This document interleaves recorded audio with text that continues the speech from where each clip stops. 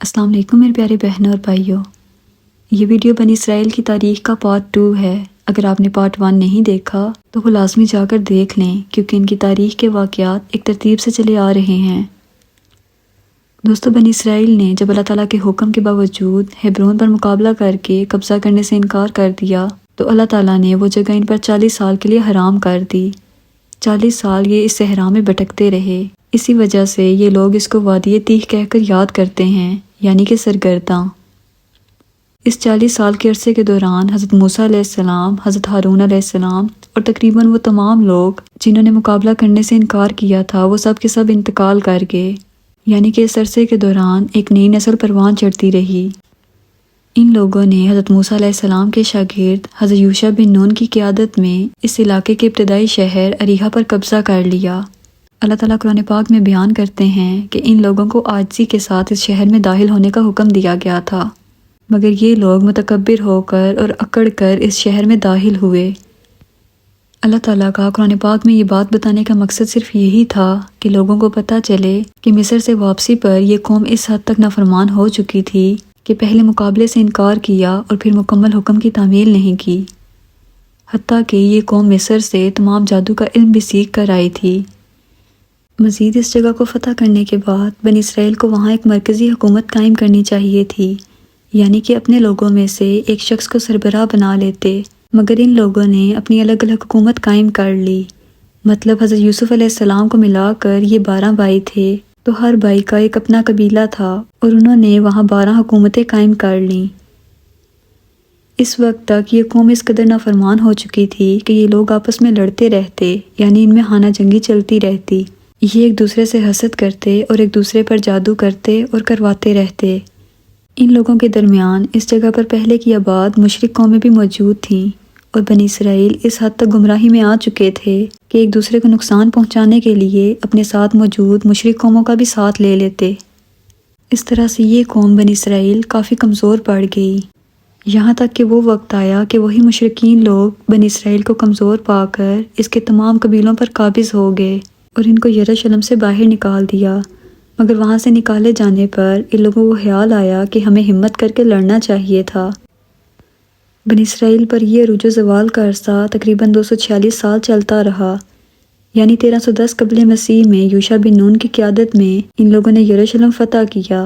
پھر ان کی آپس میں خانہ جنگی اور یروشلم سے باہر نکالے جانا تقریباً 1024 قبل مسیح تک چلتا رہا۔ 1024 قبل مسیح میں حضرت صموئیل علیہ السلام بنی اسرائیل میں نبی بنا کر بھیجے گئے تھے۔ تب بنی اسرائیل کے تمام جوانوں نے حضرت صموئیل علیہ السلام سے درخواست کی کہ آپ ہم میں سے ایک سپہ سالار بنا دیں، جس کی سربراہی میں ہم ان مشرکوں سے جنگ کریں۔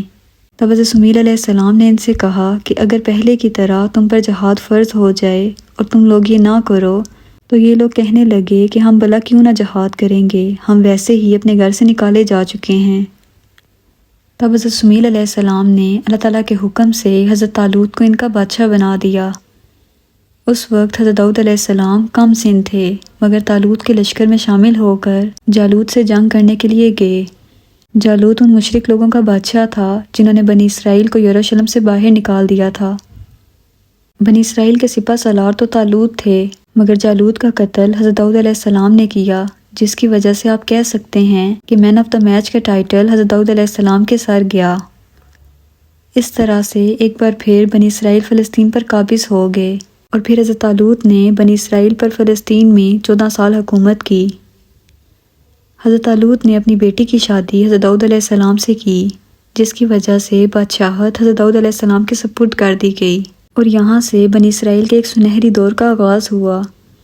1010 قبل مسیح میں حضرت داؤد علیہ السلام بنی اسرائیل کے بادشاہ بنے اور اپنی نبوت کا اعلان کیا۔ آپ نے 40 سال حکومت کی، پھر 970 قبل مسیح میں یہ بادشاہت اور نبوت حضرت داؤد علیہ السلام کے بیٹے حضرت سلیمان علیہ السلام کے پاس آئی۔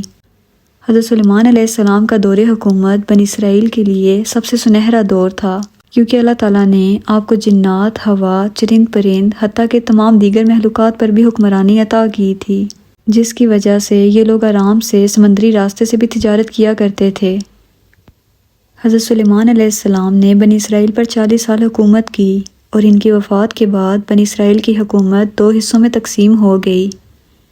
فلسطین کا آدھا حصہ اسرائیل کہلایا جبکہ باقی آدھا حصہ یہودا کہلایا۔ بنی اسرائیل چونکہ 12 قبیلوں پر مشتمل تھا، جس میں سے 10 قبیلے اسرائیل میں شامل تھے، جبکہ بنیامین اور یہودا کا قبیلہ یعنی کہ صرف 2 بھائیوں کے قبیلے یہودا میں شامل تھے۔ اس طرح سے اسرائیل ایک مضبوط ریاست جبکہ یہودا ایک کمزور ریاست تھی۔ ان لوگوں نے اسرائیل کا کیپٹل سامرا کو بنایا جبکہ یہودا کا کیپٹل یروشلم شہر کو بنایا گیا۔ 930 قبل مسیح میں اسرائیل اور یہودا کی ریاستیں قائم ہوئیں، جبکہ 738 قبل مسیح میں شام عرب کے لوگوں نے اسرائیل پر حملہ کر کے اس کی ریاست کو ختم کر دیا۔ اس واقعے کو یہ لوگ اشوریوں کا حملہ کہہ کر یاد کرتے ہیں۔ یہودا نے ان لوگوں سے اپنا دفاع کیا اور یہودا ریاست بچی رہی۔ اب یہودا ریاست کو اسرائیل ریاست کے ختم ہونے کے تقریباً 250 سال بعد یعنی 587 قبل مسیح میں بابل کے بادشاہ بخت نصر نے حملہ کر کے تباہ کر دیا۔ بابل عراق کا پرانا نام ہے جس کو انگلش میں بیبلونین سویلائزیشن کہا جاتا ہے۔ دنیا میں 4 تاریخی سویلائزیشن بہت مشہور ہیں۔ بیبلونین سویلائزیشن یعنی عراق کی، ایجپشین سویلائزیشن یعنی مصر کی، ہڑپن سویلائزیشن یعنی بر صغیر کی، اور چائنیز سویلائزیشن یعنی چائنا کی۔ بخت نصر نے جب بنی اسرائیل پر حملہ کیا تب یہ لوگ ہر طرح کی برائی میں عروج پر تھے، جن میں سب سے قابل ذکر جادو اور سفلی علم ہے۔ بخت نصر نے یروشلم کو مکمل طور پر تباہ کر دیا، جس میں ہیکل سلیمانی جو حضرت سلیمان علیہ السلام نے جنات سے تعمیر کروایا تھا، جو کہ یہودیوں کی عبادت گاہ تھی، وہ بھی مکمل طور پر مسمار ہو گیا۔ تب بخت نصر بنی اسرائیل کو غلام بنا کر اپنے ساتھ عراق لے گیا اور ان پر طرح طرح کے ظلم کرنے لگا۔ یعنی آپ دیکھیں کہ 930 قبل مسیح میں حضرت سلیمان علیہ السلام کی وفات کے بعد بنی اسرائیل 2 ریاستوں اسرائیل اور یہودا میں تقسیم ہوئے، جس میں سے اسرائیل کو 738 قبل مسیح میں آشوریوں نے یعنی شام کے لوگوں نے ختم کیا، جبکہ یہودا کو بابل یعنی عراق کے لوگوں نے 587 قبل مسیح میں ختم کیا۔ یہ تاریخیں اور واقعات میں ساتھ ساتھ اس لیے بھی دہرا رہی ہوں تاکہ اسرائیل اور فلسطین کا جو آج مسئلہ چل رہا ہے آپ اس کو صحیح سے سمجھ سکیں۔ بابل کی سلطنت پھر فلسطین پر تقریباً 50 سال تک قائم رہی، یعنی بخت نصر نے ان لوگوں کو غلام بنا کر رکھا اور طرح طرح کے ظلم ڈالتا رہا، اور پھر 539 قبل مسیح میں اللہ تعالیٰ کو بنی اسرائیل پر رحم آیا اور ان کی دعاؤں کو اس نے مستجاب فرمایا۔ تب ایران نے بابل یعنی عراق پر حملہ کر دیا۔ اس وقت ایران کے بادشاہ تھے سائرس یعنی ذوالقرنین۔ ذوالقرنین نے جب عراق فتح کیا اور دیکھا کہ عراقیوں کے علاوہ ایک اور قوم بھی یہاں موجود ہے جو سخت بے بسی کے عالم میں ہے، تو آپ نے ان سے ان کے حالات و واقعات دریافت کیے۔ تب بنی اسرائیل نے بتایا کہ ہمیں ہمارے ملک سے یہاں غلام بنا کر لایا گیا ہے، تو آپ نے ان کو آزاد کر دیا اور واپس یروشلم جا کر آباد ہونے کو کہا۔ اسی وجہ سے آج بھی یہودی حضرت ذوالقرنین علیہ السلام کو سائرس دی گریٹ کہہ کر یاد کرتے ہیں اور ان کو اپنا مسیحا قرار دیتے ہیں جس نے ان کے حال پر رحم کیا تھا۔ جب تک بنی اسرائیل یروشلم واپس آئے تب تک وہاں پھر سے اور قومیں آباد ہو چکی تھیں جو ان کے لیے مسئلے کھڑے کر رہی تھیں اور ان کو ان کا معبد یعنی ہیکل سلیمانی بھی تعمیر نہیں کرنے دے رہی تھیں۔ انہی حالات کے دوران ذوالقرنین بھی انتقال کر گئے اور ان کے بعد ایران میں دارا اول کی حکومت آئی۔ بنی اسرائیل نے تب دارا اول سے درخواست کی کہ انہیں معبد تعمیر کرنے دیا جائے، تو اس بادشاہ نے ان کو فل سپورٹ کیا اور بنی اسرائیل نے 522 قبل مسیح میں دوبارہ ہیکل سلیمانی تعمیر کیا۔ دوستو، اسی دوران حضرت عزیز علیہ السلام کا واقعہ بھی ہوا۔ جب وہ یروشلم سے گزر رہے تھے اور اسے تباہ دیکھا تو آپ نے دل میں سوچا کہ اللہ تعالیٰ کیسے اس شہر کو پھر سے آباد کرے گا، تو اللہ تعالیٰ نے انہیں 100 سال کے لیے صلح دیا، اور جب 458 قبل مسیح میں دوبارہ اٹھایا تو ان کو پورا شہر بالکل آباد ملا۔ حضرت عزیز علیہ السلام تب بنی اسرائیل میں آئے اور اپنی قوم بنی اسرائیل کے سوئے ہوئے ایمان کو جگانے کی کوشش کرتے رہے۔ فلسطین پر یعنی کہ بنی اسرائیل پر ایرانیوں کی حکومت 334 قبل مسیح تک قائم رہی، جس میں ان لوگوں کو کافی آزادی رہی اور یہ لوگ ایک خوشحال زندگی گزارتے رہے۔ اس کے بعد 334 قبل مسیح میں سکندر اعظم جو کہ یونان کا بادشاہ تھا، اس نے ایرانی حکومت پر حملہ کر کے اسے فتح کر لیا۔